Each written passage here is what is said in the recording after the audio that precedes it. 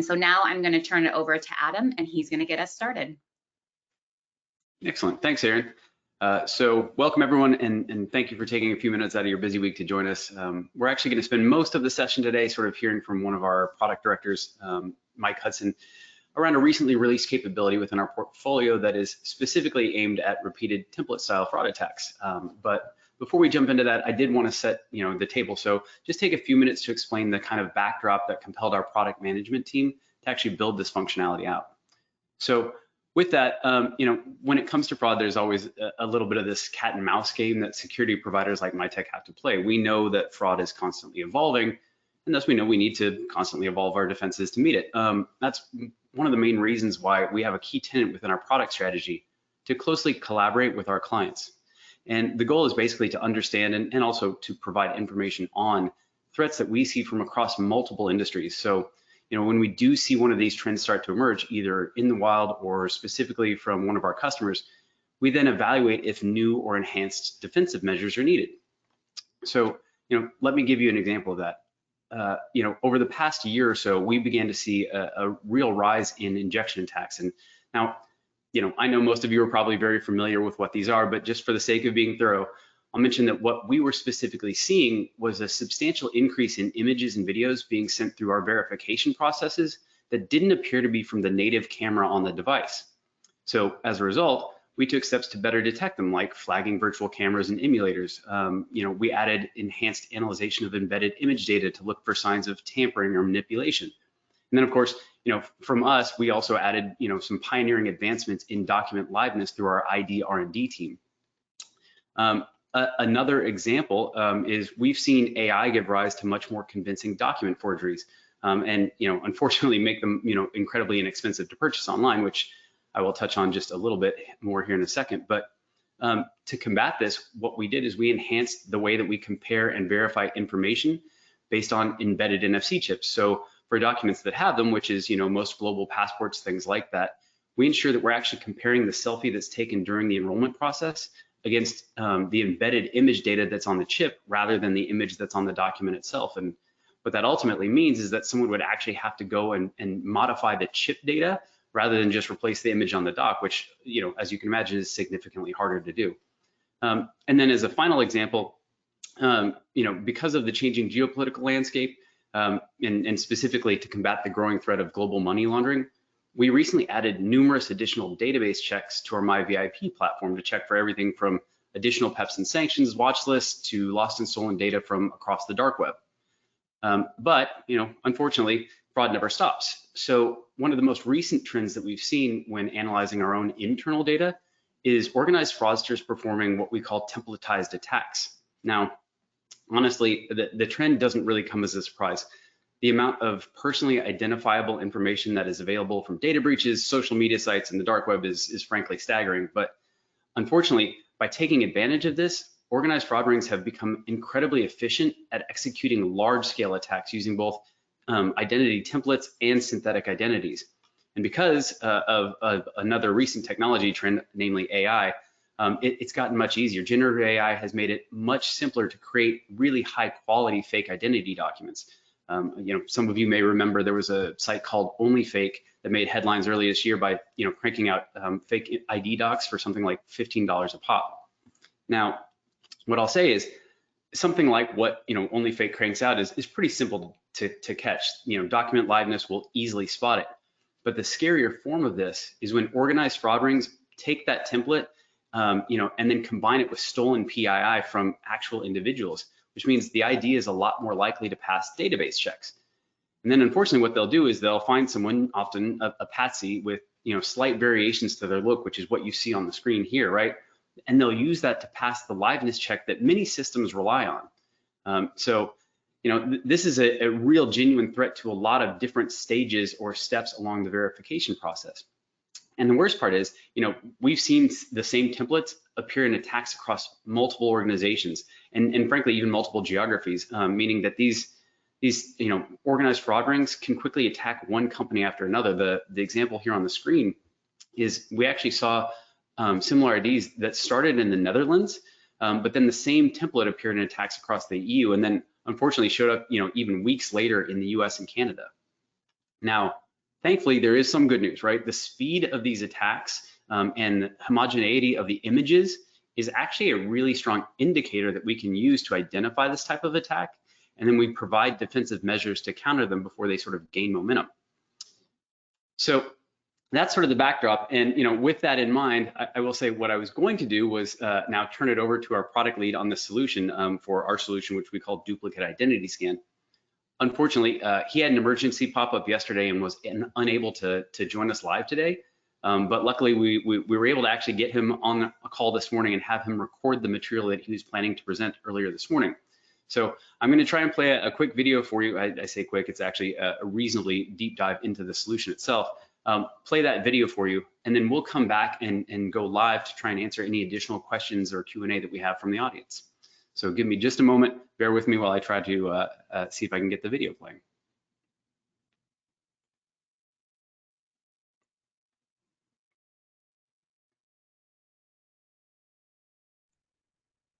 Thanks, Adam, and hi, everyone. My name is Mike Hudson. I am product lead for our duplicate identity scan product that I'll be taking you through today.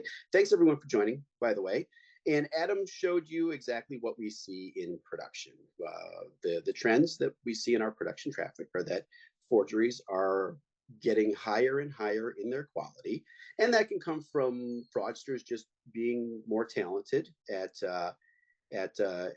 producing these things, but it can also come from online tools that may or may not include AI. And then in addition to the high quality forgeries, we actually see authentic documents being used for fraudulent purposes. So these may come from the quote unquote traditional lost and stolen method, just stealing someone's ID or finding one on the street. But then in addition, we've seen fraudsters employ crowdsourcing techniques to gather identity documents to use. And in addition to that, even security vulnerabilities at the issuing authorities, in particular with any workflow that they have that will reissue a lost or stolen ID to a person. Some issuing authorities, fraudsters have found a way to actually get a real legitimate document from the issuing authority through these methods. And when fraudsters find a vulnerability, they do attack in rapid succession to extract as much as they can. Our existing liveness checks and injection attack checks do force fraudsters to use their own faces, but that is still a bit of a cat and mouse game. And the one thing that fraudsters can't control, though, is their past activity. And that's where this product comes in, duplicate identity scan. Next slide, please, Adam. So there's two components to duplicate identity scan. I'll take you through both of them. One's face velocity component, and the other is a known faces gallery. So we'll start with face velocity. The idea behind face velocity is that we will take the face from the current transaction, and we will reference all of your prior transactions with a one-to-many search to see how often that person has been in your production traffic. It's important to note that we are not doing an image match. This is a facial match. So we are using biometric templates so that you're not just limited to images being identical. We are looking for the same face. And what this does is it allows you to stop ring attacks as they're happening. We do have a couple of different options that I'll take you through in a moment, but they let you specify a relevant look back period for matches, and then also a match threshold. So next slide. What I'll do here is, this is face velocity. I will give you a quick overview of how it works and what the examples of the different configurations that you can use. So way face velocity works is a new facial image comes in, can be a selfie, can be a portrait. We will convert that into a biometric template, and we will search your prior retained traffic for any matches that we may find in that full retention period. And then we will return those matches to you in the form of transaction ID, and then you can reference those however you need. By default, we will look through your entire retention period and return all the matches that we find. In this example, it's a gallery search of a full hypothetical customer with 90-day retention, where there are 7 matches. But what we will not do as a default configuration, we will not reject any transaction. We'll always return the matches to you, but we won't reject a transaction. And we do recommend that you at least start with this setup so you can get a feel for what might be appropriate in your traffic once we get into some of these configurations. After we've done the search, we add the new face to the gallery for any future transactions as well. Next slide, please. So what we've done here is we've layered in a configuration for instead of no specified look back period, a 30-day look back period. So this hypothetical customer has 90 days of retention, but they really only care about any matches that we may find within the last 30 days. So in this case, we would return 3 matches, but no match threshold has been set yet. In this case, we have set a match threshold, 3 matches. Now we are rejecting the transaction. Next slide, please. So that's face velocity. Pretty straightforward. It's a powerful tool to find these ring attacks in real time as they're happening.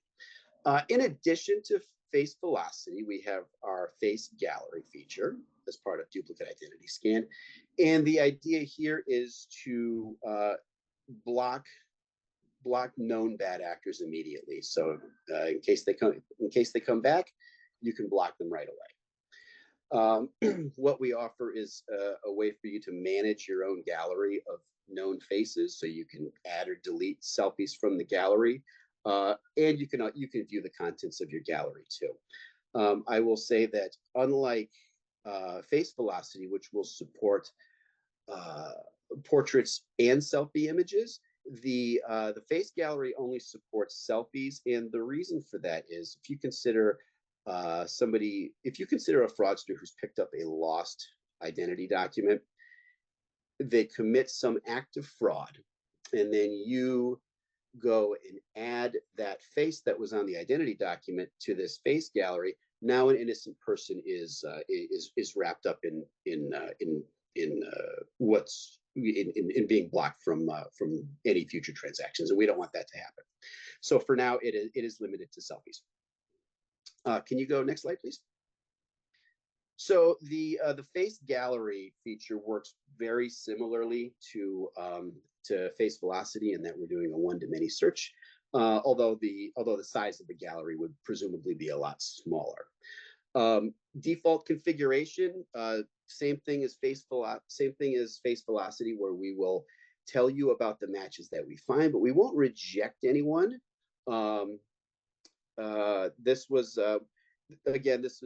We suspect that most customers would want to auto reject when matches are found here. However, we did want to leave the option in case you didn't want that. Next slide. So in this case, in the event that you have configured the product to say if we do find a match, then we should reject. We would reject once we find a match in this gallery. Next slide. So some considerations that I wanted to go through, because I know that there can be concerns about privacy and all of this. So the first question that comes up fairly frequently is what facial imagery do we use? I mentioned this earlier, but I just want to reiterate, when we're running face velocity, we're only going to use one image. We will use the selfie, or we will use the portrait if there is no selfie. We do prefer the selfie. They're better for they perform better for matching purposes. But if there's no selfie, if you're not using face comparison in your workflow, then we can use a portrait. Like I said, face gallery, only selfies are supported. As far as how we manage the facial imagery, like I said, we only support, or we will only use one facial image per transaction. We store both the facial template, which is what we use for our one-to-many match search, but we also store the image of that face. As far as storage goes, face velocity information is only stored for as long as your retention period, while face gallery is stored indefinitely, because the purpose of this is to identify known bad actors. So for that reason, retention settings do not apply, because they're known bad actors. And then I did want to let you know of regulatory concerns that may or may not affect you. The states of Illinois and Texas, as well as the province of Quebec, have regulations of their own that prohibit the storage of facial templates. So this would be not the images, but the biometric templates that we produce. And for that reason, we don't invoke face velocity or the gallery activity when the user resides in one of those places. Now, we don't directly know where the user resides, so what we do is we use the document origin as a proxy for that. So for instance, for instance, Adam lives in Austin, Texas. So if Adam submits his driver's license, which would be a Texas driver's license, we would not invoke face velocity checks or any gallery activity, because he submitted a Texas driver's license. And then lastly, and this is due to consent requirements, if you want to add known bad actors to the face gallery, the way that works is, instead of submitting your own selfies to us, you would submit to us a historical transaction ID, and then we would go and fetch that selfie and add it to the gallery ourselves. And the reason for that is it all comes down to consent. And even though they are fraudsters, they do still have rights in the eyes of the law. And for that reason, we want to make sure that if we're adding anything to a gallery, that the user of that has, or that the submitter of that image did consent to they did approve of all the necessary consents. Next slide. And yeah, so with that, I will thanks for joining and listening to me talk about this exciting product. With that, I will hand it back to Adam. Thanks, everyone.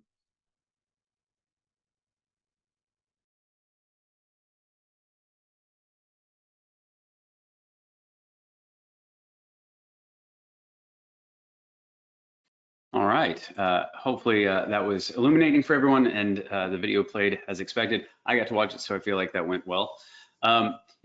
Obviously, welcome back to the live portion of this. Ideally, Mike would actually be here to help me field any questions from our attendees, but hopefully I can manage the vast majority of them myself, and then any that I can't, we can obviously take offline and we can follow up later. So, Aaron, I know you've been monitoring the question section. Are there any questions that I can take a swing at? Yeah, so we had a question that came in asking, are there any plans to launch face gallery, face velocity in the UK? In the UK, yes, there absolutely are. So duplicate identity scan is available currently for our mobile verify customers, and will soon be available on our verified identity platform. That will be available in both North America and the UK. There are some regulatory concerns in certain regions like the Netherlands around the ability to have an actual list. So there are a couple of regions in the EU that we'll be looking at, but the UK in particular, duplicated identity scan will be available. Yes. Great. And then we have another question that says, can I upload my own block list? No, so that's interesting. That was actually one of the things that Mike kind of mentioned right towards the end there. You can't actually upload a pre-existing block list. The reason for that is, right, there is no consent that would naturally happen if you were loading them up. So we have no way as an organization to know that somebody said, yes, you can store my biometrics, or that they have agreed to it. So since they have not signed a consent, we can't allow an organization to upload their own block list.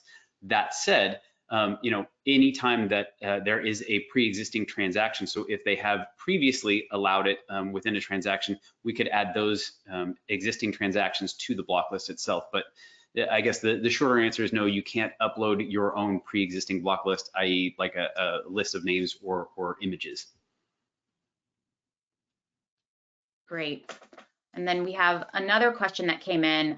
When is this available for my VIP? Yeah, great question. That probably popped up right after I said the last thing. So currently available for our mobile verify customers. The plan is to have this available within my VIP either by the end of this month or the early part of next month. Most likely, since all of the QA portion has been done, we'll likely see it right at the beginning of August. But there's always the chance that we need to make small adjustments to it. So, worst case scenario, I'd say plan on middle to end of August, but definitely by all means, if you have interest in it now for your MyVIP implementation, do reach out to your sales rep or your CSM and get those conversations started. Okay, and we have one more question that has come in, and it's, will this affect overall processing times? So, and again, Mike would probably be the slightly better person to answer this, but what I have heard is, at least in testing, we haven't seen any appreciable effect on processing time. So, full transactions that have run through this as general verifications, it was less than a second for additional processing time. I think I'm going to say it wrong if I try to get very specific about it, but I remember it being something in the vicinity of microseconds. So no appreciable actual issue with processing time. Great. That concludes all the questions that we've had submitted. I don't know if anyone has anything else they want to ask, but. Okay. Well, obviously we left additional time. I'm guessing a few folks are, smart enough not to ask the marketing guy, but would rather ask the product guy their tougher questions, which is totally fair. If you do have additional questions around duplicate identity scan or really any of our products, please feel free to reach out to your sales or your CSM contacts. We will be happy to help you. And then obviously we will send this out if anyone wants to follow up. Other than that, hope everyone enjoys the extra time back and has a great rest of your day.